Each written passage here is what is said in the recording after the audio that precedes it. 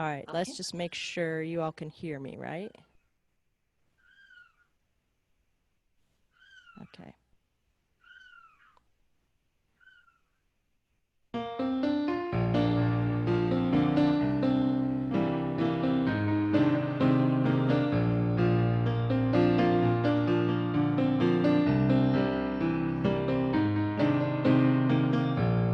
I'm in the right place at the right time. I am just where I'm supposed to be. I'm in the right place at the right time. I am just where I'm supposed to be. Oh, my soul is welcome here. Oh, my soul is welcome here. I am getting the message loud and clear. My soul is welcome here.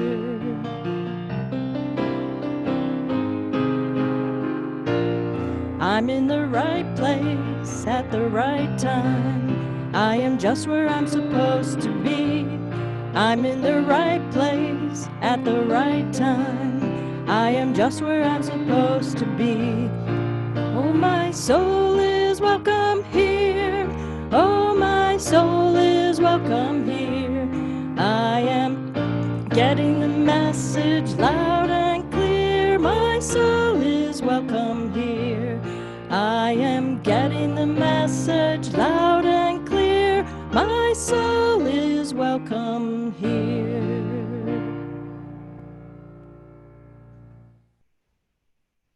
Thank you, Janine.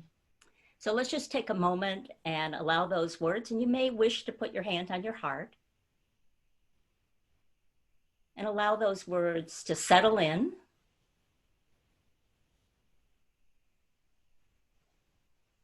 That in every moment, Spirit invites each of our souls to feel welcome.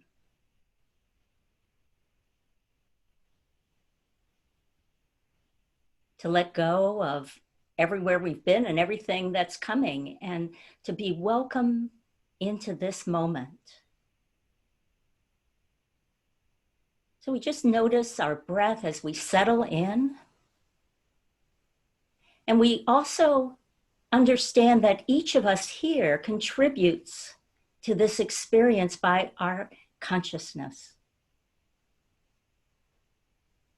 So appreciate that your soul speaks in this moment with your consciousness as we join together in our prayer. So with that deep breath, we hold that we are part of the one heart, the one mind, that one breath that breathes in and through us and the universe. And so we call on Spirit with the name of love by saying, "Oh, great love, thank you for living and loving in us and through us. May all that we do flow from our connection with you and all beings. Listen to our heart's longings for the healing of the world as we open to the infinite field of compassion, wisdom, justice, peace, and radiant well-being that is always available. And so from this conscious place of oneness, we choose to live in your flow. We offer our prayers in all the holy names of God. Amen and amen. And so welcome to Unity of Chautauqua.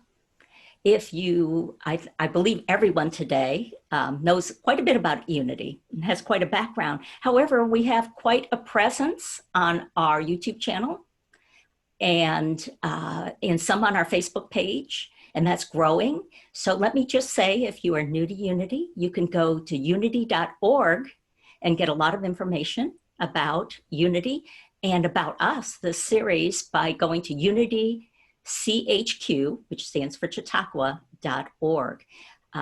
As I mentioned a little earlier, we're recording this, and they're also, if you're on our email list, you've gone to our website, you will get the notes as well as a link so that you can, I hopefully share what has happened today with your friends, a link to our YouTube page. So I'm going to ask Janine now. I want to tell you a little about what I've asked her to do. She's going to do a song that last year I asked her about, and we didn't really have time to do it. And it's a song that kept touching my heart, but this year it like opened my heart. So I just want to thank Janine as she leads us in this Sunday to a song that she and I both agreed time has come for it. Janine.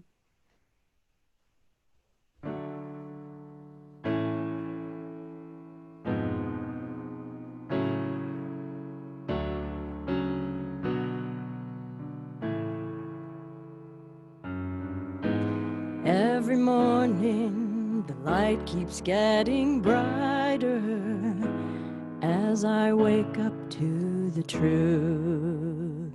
And every day I'm feeling so much lighter, and the world seems fresh and new. What I was taught and the way that I thought stopped serving me long ago. Now I'm learning to trust in the God of all of us. Each day I start anew, and so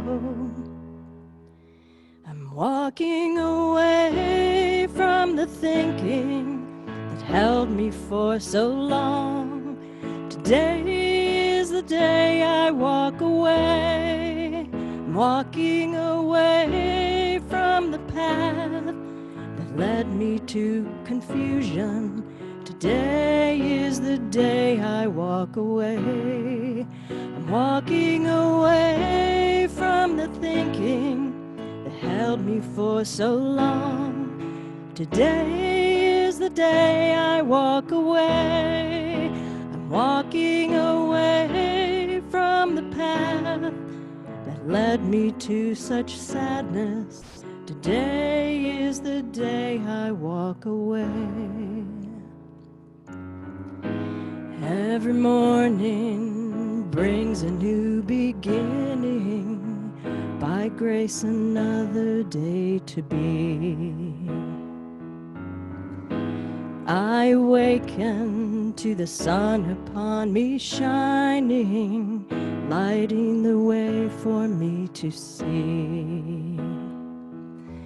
All things that I sought and the way that I thought stopped serving me long ago. Now I'm learning to trust in the God of all of us. Of yesterday I'm letting go. I'm walking away from the thinking that held me for so long. Today is the day I walk away. I'm walking away from the path that led me to confusion. Today is the day I walk away. I'm walking away from the less than that held me for so long. Today is the day I walk away.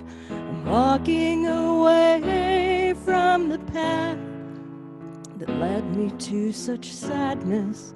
Today is the day I walk away. Every day I walk away.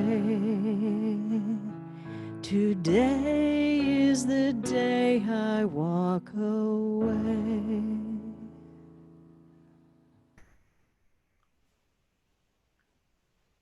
Thank you, Janine. I'm crying again. It feels like our whole world right now is walking away from some things that didn't serve us anymore, just like the song says, that they stopped serving us. And we're on this journey together. We've been saying that we're going to trust the process of change.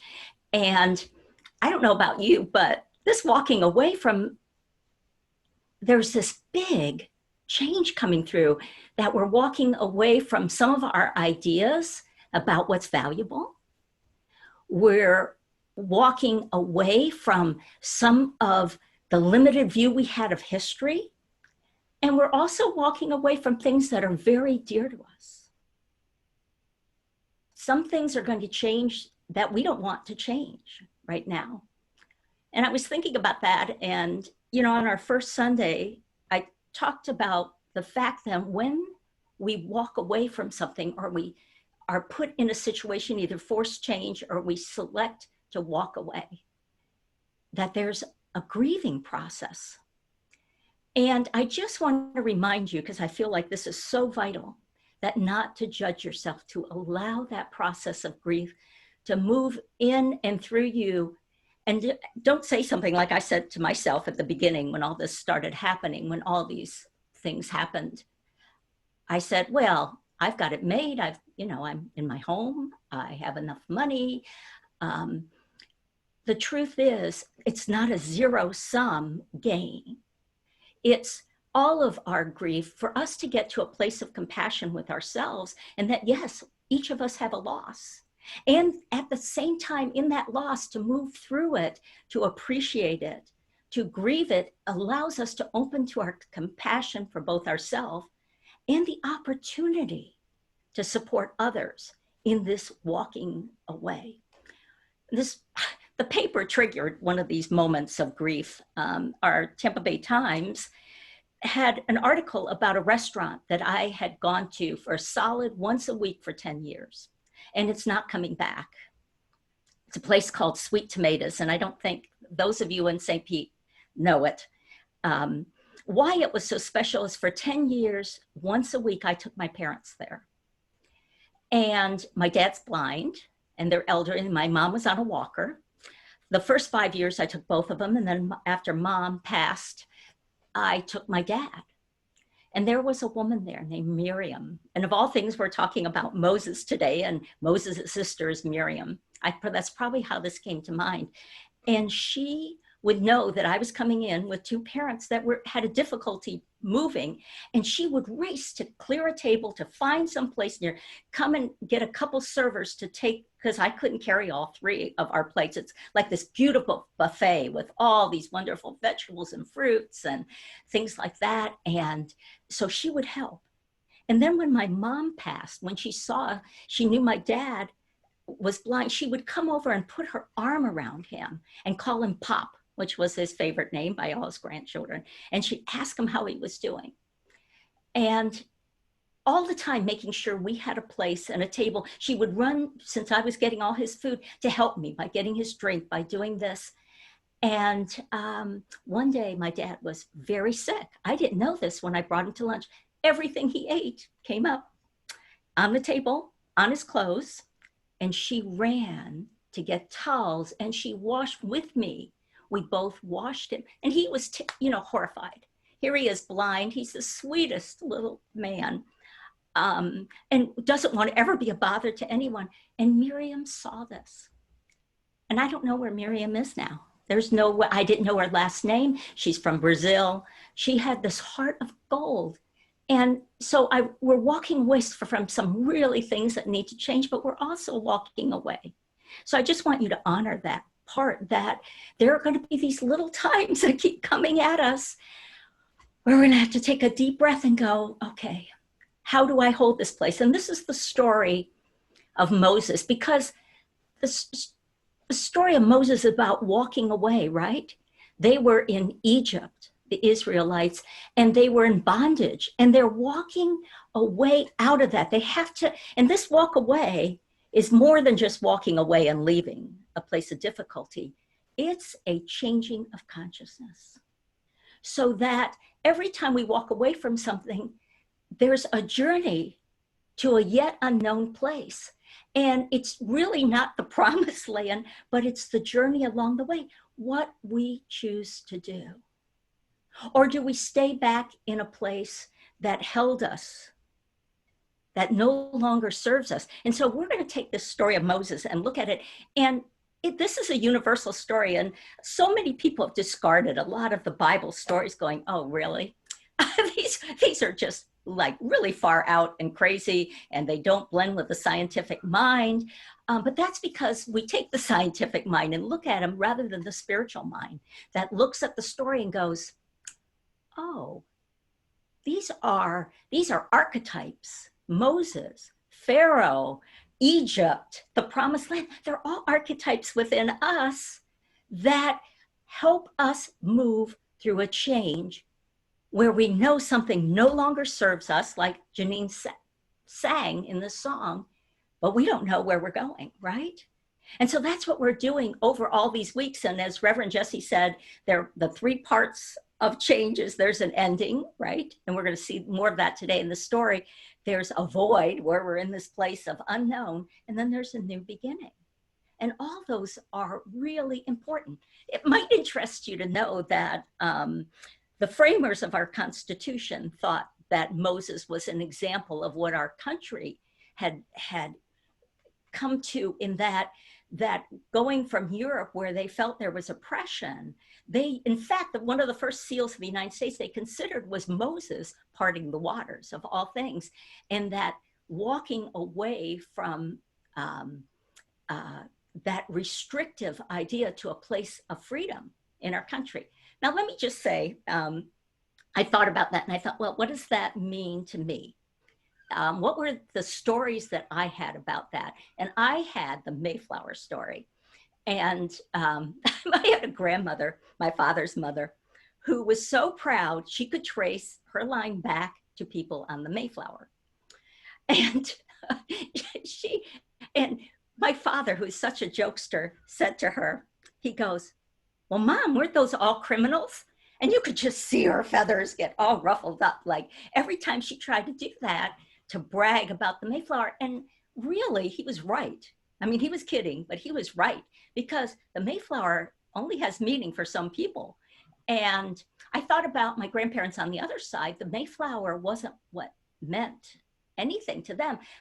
In fact, it kind of hurt my mother's feelings, because my grandmother on my dad's felt that she was a, quote, immigrant. We have some of that going on, don't we, right now? And her parents came just before World War I from Germany as teenagers through Ellis Island. So the Mayflower wasn't their background. Well, I'm one of the beginning people, and actually they weren't. Our Native Americans were the real owners of the land, but they thought they were. And so there's then one group comes in, displaces another group, and when the next group comes in, they go, oh no, not you. And then I thought about, for them, it was Ellis Island, the Statue of Liberty. That was more their story. And then I thought about, oh, this really bothered me, that Plymouth, that landing in Plymouth was in 1620. Well, many of you know what happened in 1619.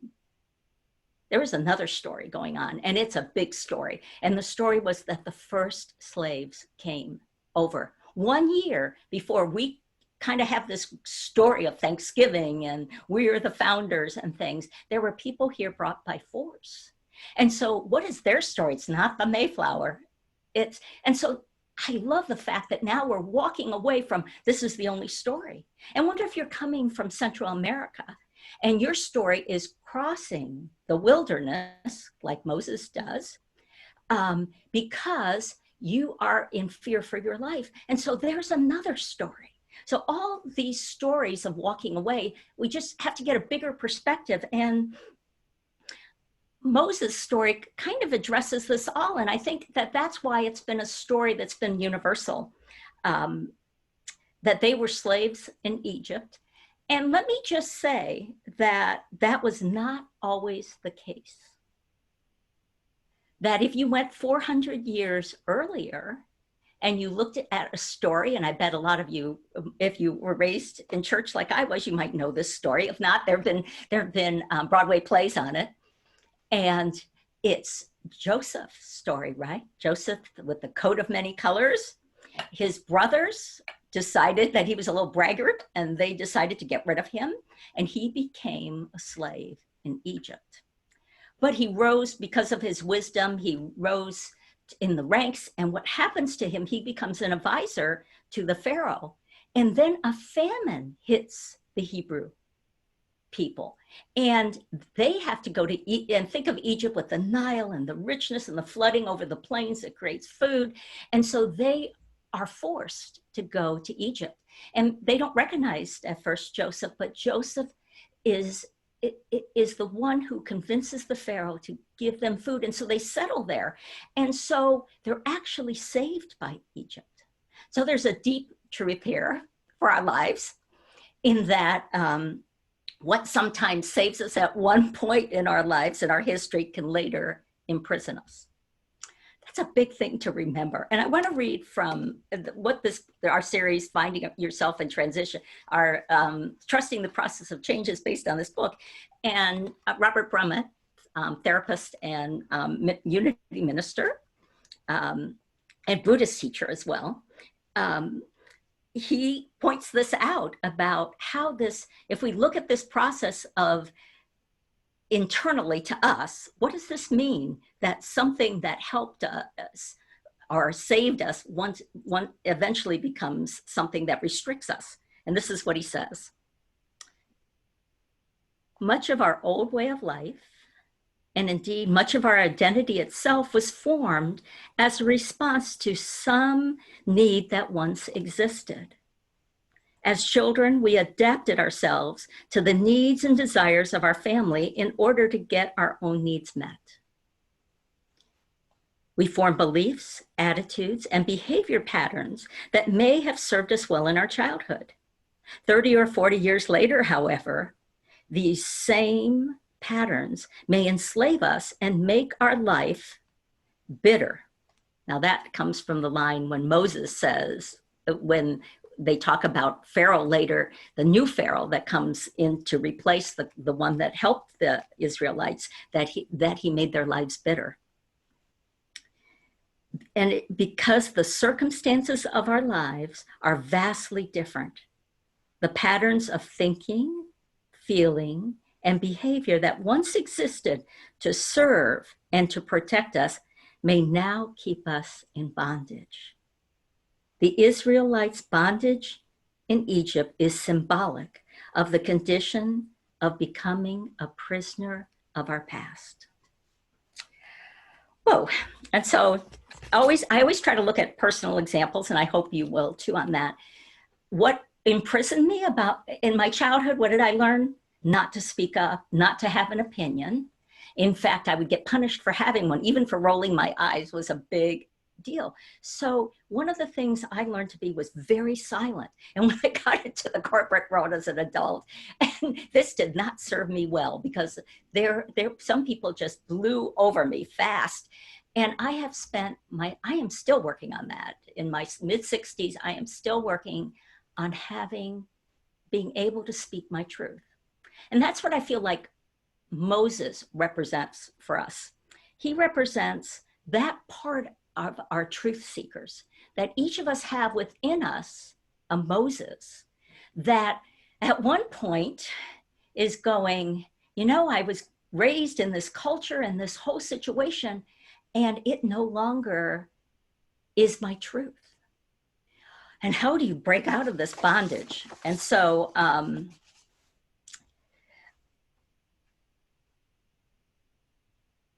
I think we have to realize that breaking out is going to disrupt something.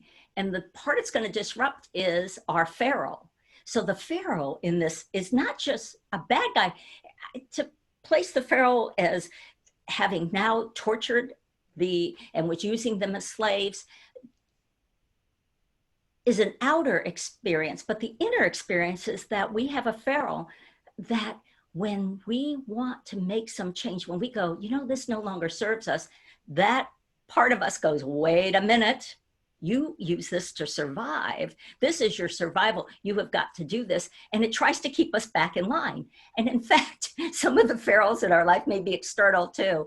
It's our loving family and friends, right? That are going, really? That's what you're going to do with this?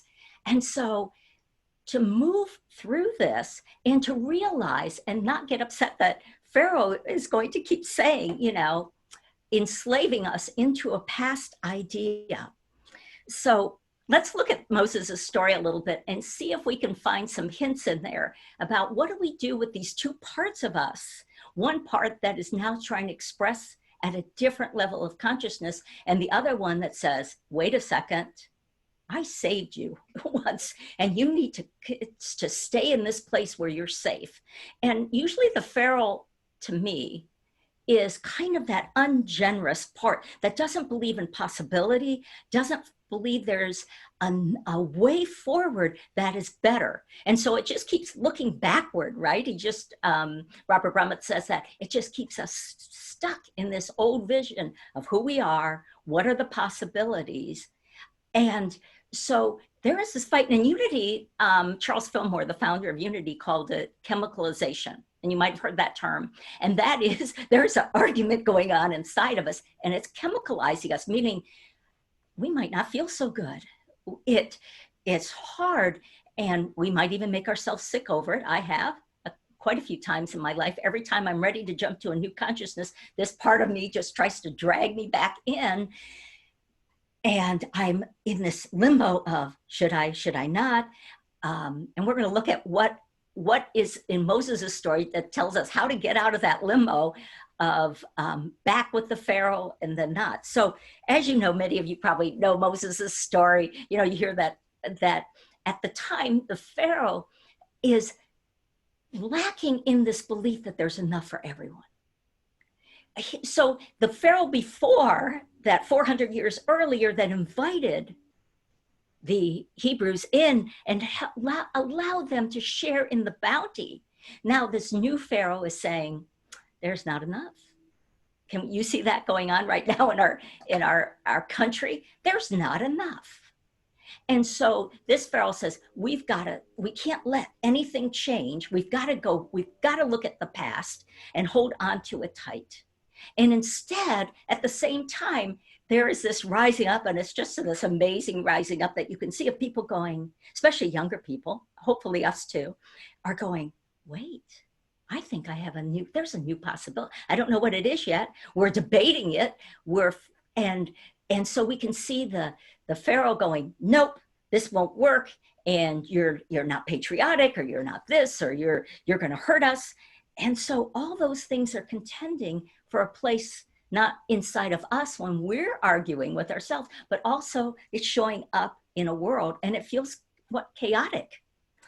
So there's Moses, and he is at this time, this Pharaoh is feeling like the Hebrew population, they're being too successful. They're doing too well, and we need to hold them back and make them slaves, and make their lives miserable and bitter so that they won't have the success. And again, I'll point you to the things in the news. You can see that same thing happening, that Pharaoh consciousness of lack and limitation. And so he decides, this Pharaoh, to kill all the Hebrew young baby males. This is how he'll control this. All the generating ideas, he wants to kill them, these new ideas.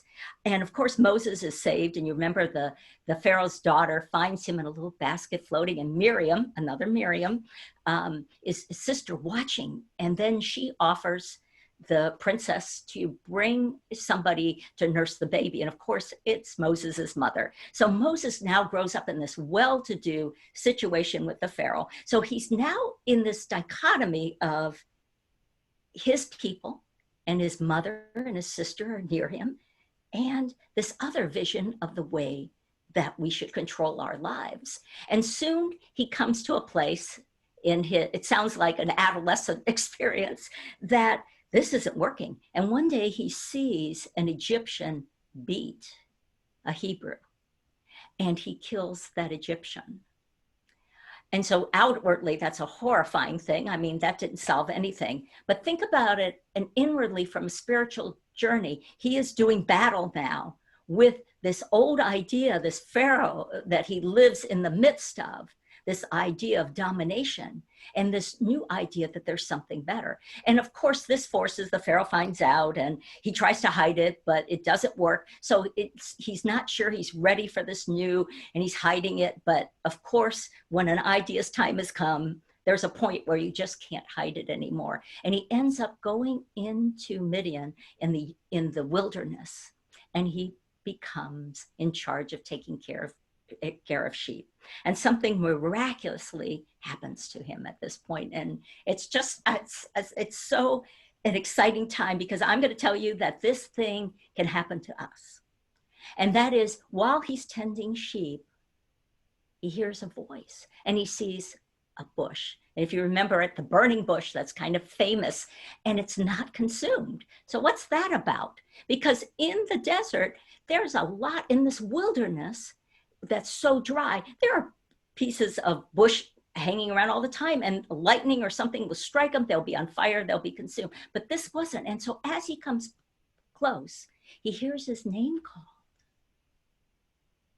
And the voice says, "Take off your shoes, for you are on holy ground." And I want you to hear that, because we have this voice in us, this voice, this unending flame. No matter what we're going through, this flame is not consumed by what's going on the outside. So the outside brush that catches on fire, consumed. Things disappear that were there. But there's an inside flame that we can call on, that is this level of consciousness that just holds us, that says, take off your shoes, take off that's in the way of you knowing that you're standing on holy ground. And I've touched that place at times in my life. I wish I could say I stay there, but no, I go back into my Pharaoh consciousness, and then I come back out of it. And this voice tells Moses that he is to free his people. And so I'm going to say the people, for us, the lesson there is the people are our thoughts, our limiting thoughts. The Hebrew people are being limited in who they are. And so this energy of God, of spirit, is coming and saying, you can free this. You can free this, but you have to stand on holy ground to do this. And of course, the first thing, what does Moses do? He goes, no, not me. No way. And the voice says, but I'm with you. And so Moses is saying, yeah, who is with me? I'm not sure I believe this, that this is with me. Who are you? And the voice again says, I am that I am. I am first cause. This energy of first cause, that is the creative energy of the universe, that is the potential waiting, is telling Moses that this is who's got your back in this, if you'll stand on this holy ground. Now, as I was sitting with this morning, I was thinking, gee, I've spent a lot of time in the Moses, actually the doubting, more like my Pharaoh coming out. And I was thinking of this funny example that when I left the corporate world and went to work for the church, I think I mentioned this maybe our first week. I don't remember because I repeat myself, but I was, half our salary goes in our family. That was okay. We lived under our means and we had savings and we weren't worried about it. But 3 years into joining the church, 9/11 happens. And my husband loses his job. I go into Pharaoh consciousness right at that point. And I am down. What did I do? I can't believe I did this. I love what I'm doing. I love working at the church. I'm the youth ed director. I'm a licensed teacher. I'm teaching classes. I am having the time of my life. And my husband is given the blessing of 6 months of severance pay on this job. Very generous. But I don't see it that way. I'm going 6 months. All these people are losing their jobs. We are up I'm not standing on holy ground. This was a mistake. And so, of course, with this consciousness, what do I attract? I get a call from a computer consulting company. It says, would you like to come back and consult for us? And by the way, we're going to pay you so much an hour to do this, because I had a specialty in computers that was really rare. And we will pay you so much that you can work 20 hours, make what you used to make at 40 in the corporate. None of me wants to do that. Nothing in me wants to do that. But I'm thinking, I am having the time of my life working at church. And I am seeing my daughter for the first time and going to some of her school functions rather than other parents taking her everywhere. This is magnificent. And so here's my husband. And I'm going to tell you, he doesn't go to church. His church is the golf course. And if you think that's not a great church, you'd be wrong about him, because he's going, wow, 6 months to play golf. I'm going, 6 months to go find a job, or I'm going to have to go and quit this new path that I've been called. And I knew I was called, just like Moses. I knew it, but I forgot it after that, just like Moses. And what does he do? He goes and plays golf every day of the week. Now realize golf's expensive, right? And he is so happy. And I'm going, did you look for a work today? And he was kind of smiling. It'll come. Well, at 5 months during this time, he gets a job offer. And it's even better than the one he lost. And he says, oh, darn, if only it could have been a month more, I could have played 1 month more of golf. Talk about this consciousness, expanded consciousness. You know, I'm in Unity because I need the lessons. I am learning them. I am going to that burning bush over and over. And they're amazing when I do. I've had amazing, I could give you stories, but I want to give you his story because he's just a natural. I have to work at it all the time. And maybe you do too. And that's okay. That's okay. So of course, Moses decides he's going to risk this. And he's going to go out and he tells, what does he tell Pharaoh? Let my people go. And Pharaoh's, no way. And of course, if we look at this inner process, there's an argument between parts of us. And right now, if we look at it outer, there's an argument in our country about this consciousness. A new vision? No, we can't go there. That's foolish. And so those two are coming together. And what results in is that the Pharaoh has a plague upon him. And so what's a plague? A plague is suffering. That what I said before, that chemicalization, it's that there is inharmony and suffering in this Pharaoh. It's not working. And Moses is sticking to his point, is finally in this place where he's walking on holy ground. And he knows that he must do that. So eventually Pharaoh gives in and says that. For a while, they're leaving. The Hebrews are leaving. You can see if you watch, what is it? There's a great movie of Exodus, right?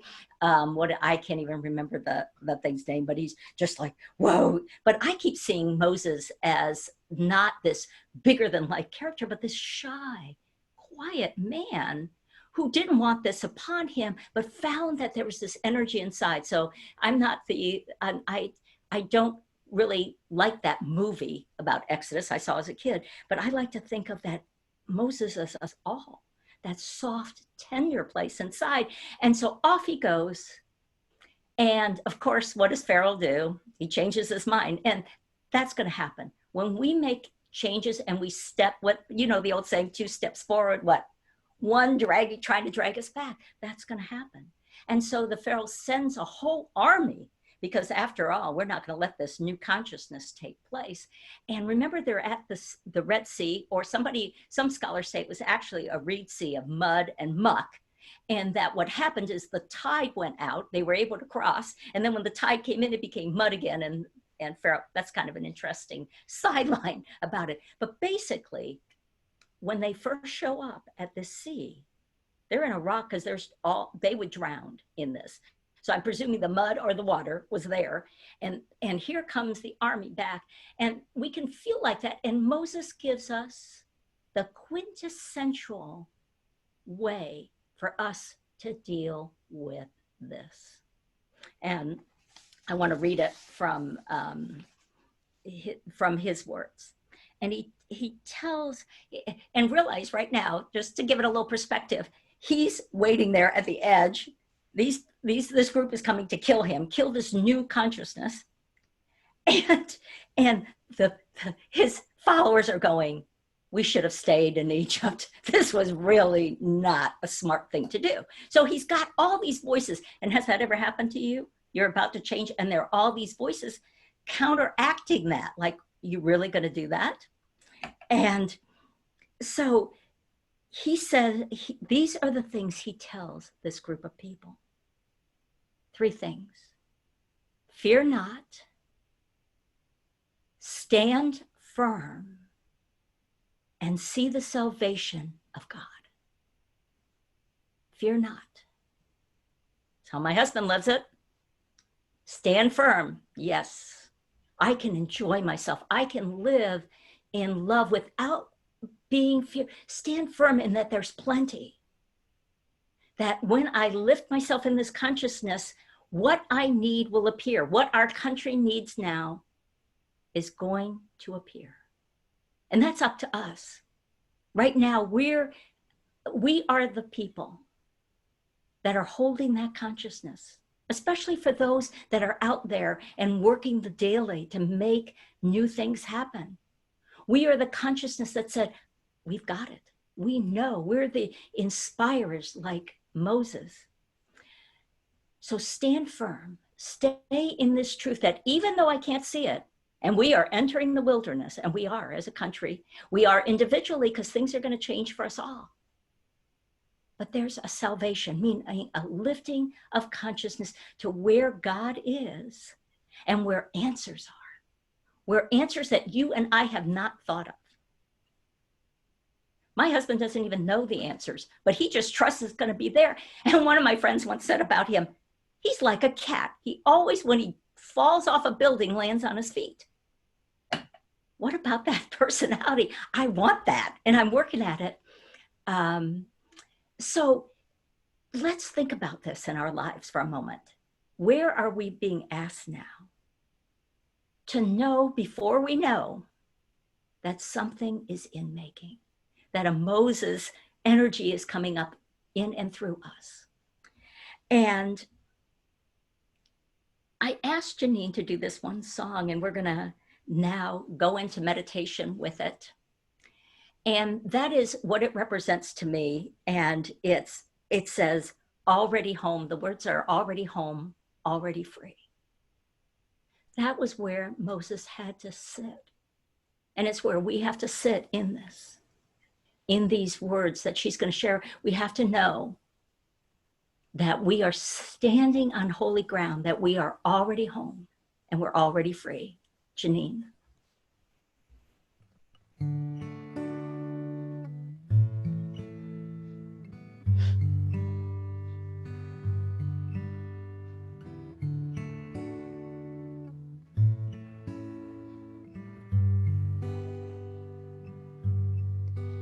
Nothing to seek, nothing to gain, nothing to know,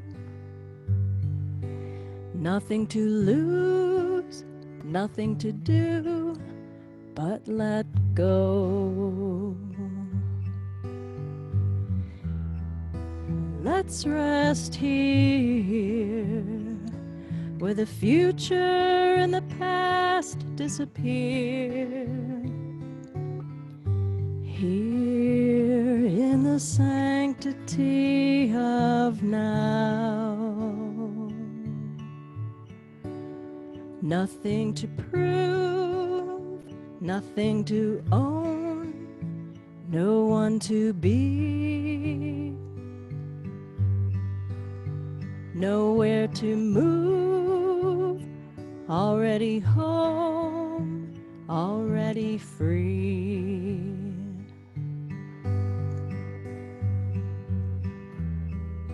Let's just stay in the cave of the heart today and bask in this ever present love. Nothing to fix, nothing to change, nothing to fight. Only what is, what if what is just right.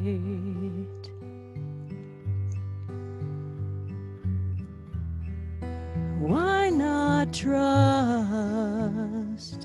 this mystery living us and rest in the refuge of the self?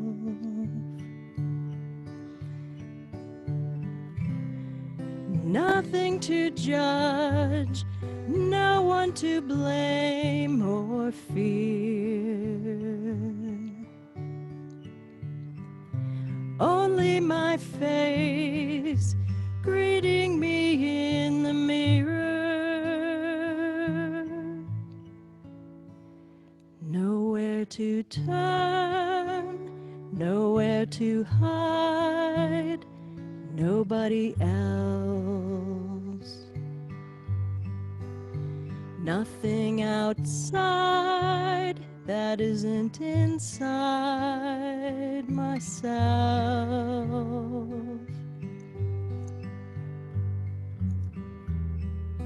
Let's just see, is anyone here but me? Here in the present moment now. Nothing to know, nothing to do, no one to be. Nowhere to go, already home, already free.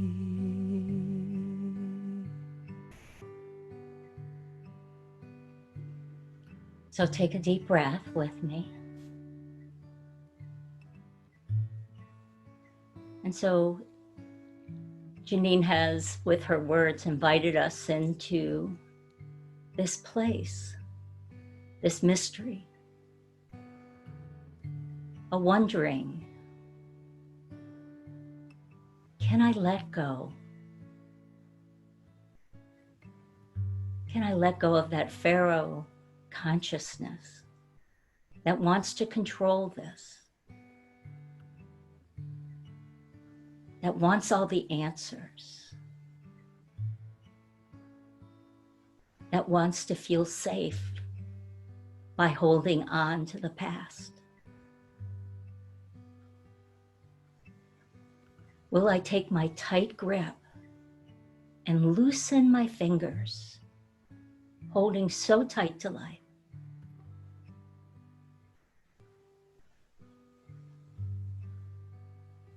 And will I walk into that mystery? Will I take off my shoes so that I may stand on holy ground?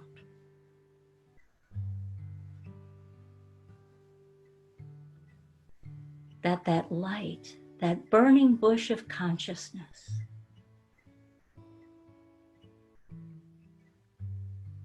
that never is consumed, that is always available,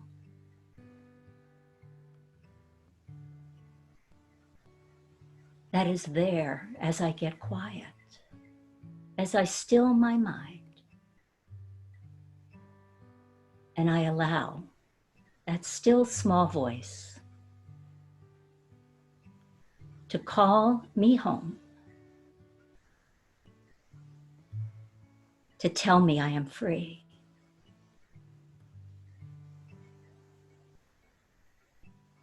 So take a breath of that. And just check in with your willingness to move into a deeper awareness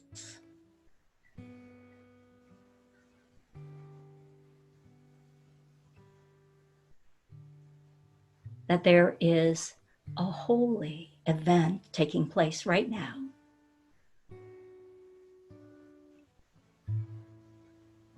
And we've taken off our shoes and decided to be part of it, to deepen our practice.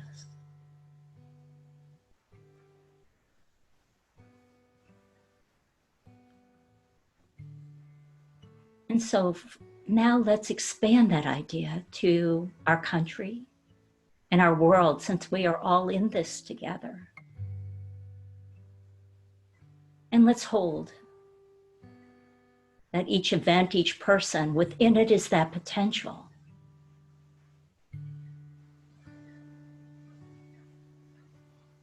to open to a new awareness,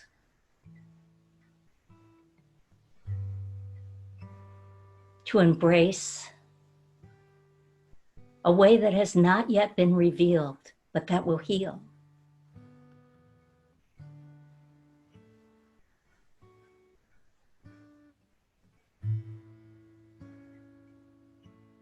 And so we allow our heart, that energy from our heart, just to embrace each other this morning.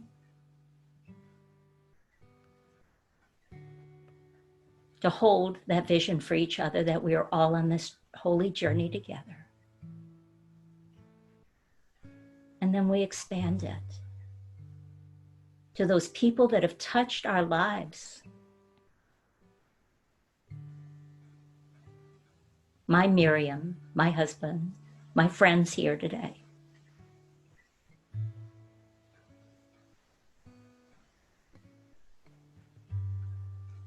To our country, all countries, all beings.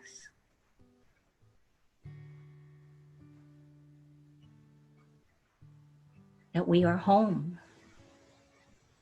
that we are free in the silence.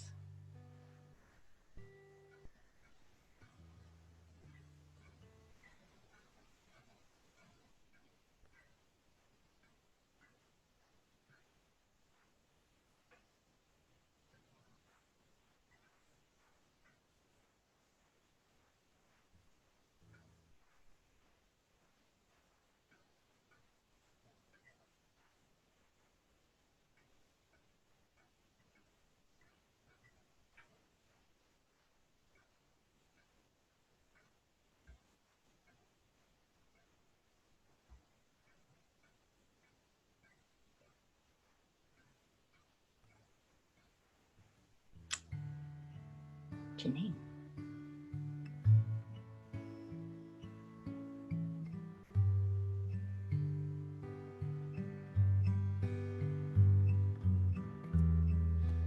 Let's rest here, where the future and the past disappear. Here in the sanctity of now. Nothing to know, nothing to do, no one to be,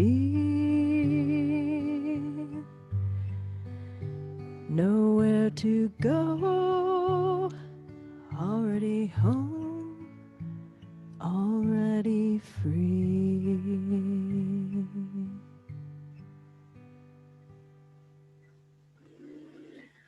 Oh, thank you, Janine. So it sums it all up. And so now as we end our service, I'd like us to take an offering. And this is why I feel this is important, that we're not in person, is that our offering, when we're virtual like this, can be an offering of our gift to the world. And so I'd like us to say our offertory blessing together.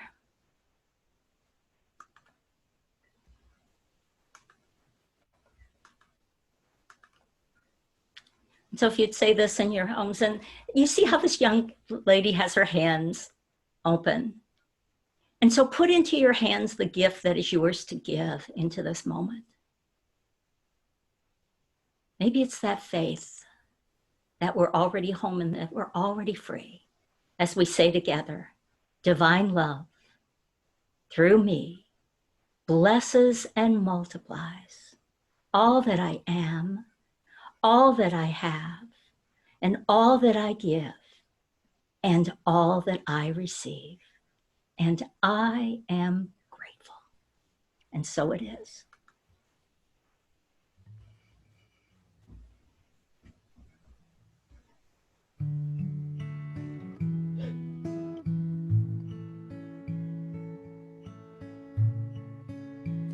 I am so blessed.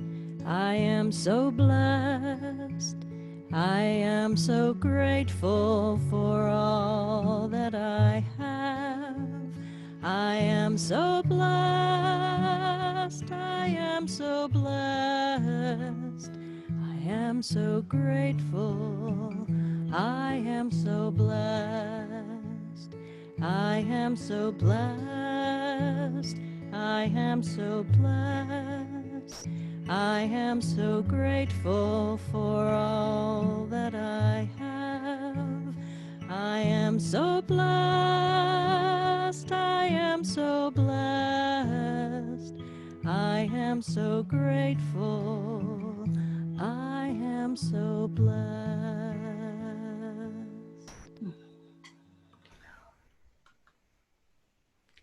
So now would you join me as we say our unity prayer protection? And just a reminder, every time you see the moon, know that that prayer went up to the moon. And so I just love being outdoors. And even if I can't see the moon, I say this prayer for our world. So together, the light of God surrounds us. The love of God enfolds us. The power of God protects us. The presence of God watches over us. Wherever we are, God is, and all is well. So we just say, thank you, God. Thank you for this day.